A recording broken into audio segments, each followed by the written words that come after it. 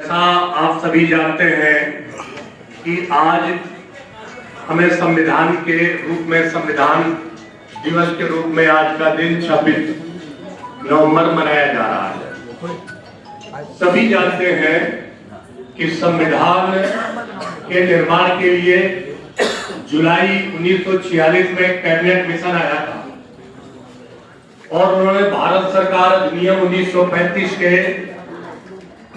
जितने भी प्रांतीय असेंबली थी उनके द्वारा जो है वोट करा करके संविधान सभा का निर्माण किया गया और उनको एक लक्ष्य दिया गया कि ये सारी चीज करना है, जिसमें डॉक्टर राजेंद्र प्रसाद जी हमारे अध्यक्ष के रूप में आए थे, जो आगे चल करके आपको 3 दिसंबर जो आएगा हमारा अधिवक्ता दिवस के रूप, उसमें अधिवक्ता दिवस के रूप में वो उसी के रूप में मनाया जाता है। सभी जानते हैं कि जो हमारी संविधान का निर्माण करने वाली जो समिति थी उसके डॉक्टर भीमराव अंबेडकर जी का महत्वपूर्ण योगदान था और वो संविधान के जनक थे। और आप सभी जानते हैं कि एक प्रेम नारायण राजादा जी थे जिन्होंने अपनी लेखनी से उस संविधान को लिखा था। सलाहकार के रूप में और भी लोग थे, ये उसका विषय नहीं है। संविधान हमारा कितना अच्छा, और जितने भी इस दुनिया में गणतांत्रिक देश हैं सबसे लंबा लिखित संविधान है।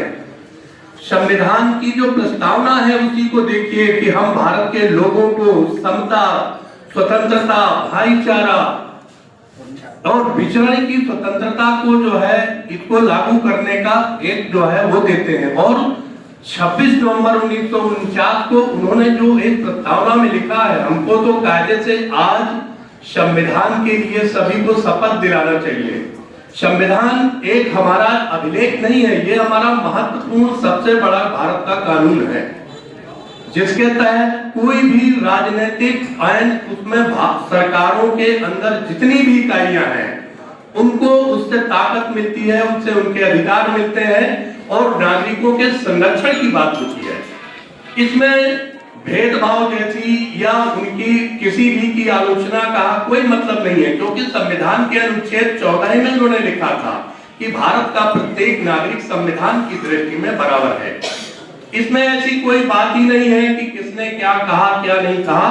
लेकिन आज संविधान दिवस के रूप में मनाना क्यों प्रारंभ हुआ, इस पर भी विहंगम दृष्टि डालिए। जो हमारे भारत के माननीय यशस्वी प्रधानमंत्री जी हैं, इन्होंने वर्ष 2014 में गुजरात में रहते हुए संविधान गौरव यात्रा निकाली थी और फिर उन्होंने जब वो भारत के प्रधानमंत्री हो गए तो उन्होंने 26 नवंबर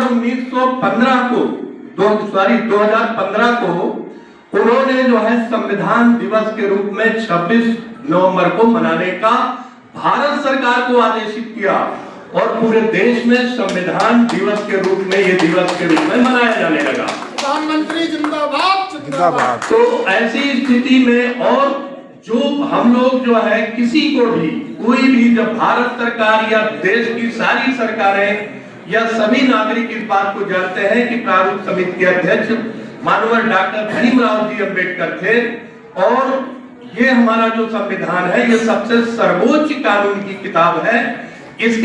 इसमें सारी चीजें नियमित है, सारी चीजों का वर्णन लिखा गया है, ना इसमें किसी तरीके का भेदभाव हो सकता है, ना इसमें कोई कर सकता है। अब आप देखते हैं कि भारत के हमारे मूल संविधान में जो प्रस्तावनाएं थी उसके कुछ परिवर्तन भी हुए हैं और अभी तक हमारे भारत के संविधान में 395 अनुच्छेद थे जो बढ़ के 448 हो गए हैं। हमारे पास जो अभी तक 8 अनुसूचियां थी वो 12 हो गए हैं। हमारे जो 22 भाग थे वो 25 भाग हो गए हैं। तो हम जब अधिवक्ता बंधु आप देखते हैं कि हमारी पास न्याय पाने के लिए किसी भी धर्म का, किसी भी जाति का, कमजोर बड़ा जो भी आता है, हम उससे कोई भी जाति धर्म की बात नहीं करते। हम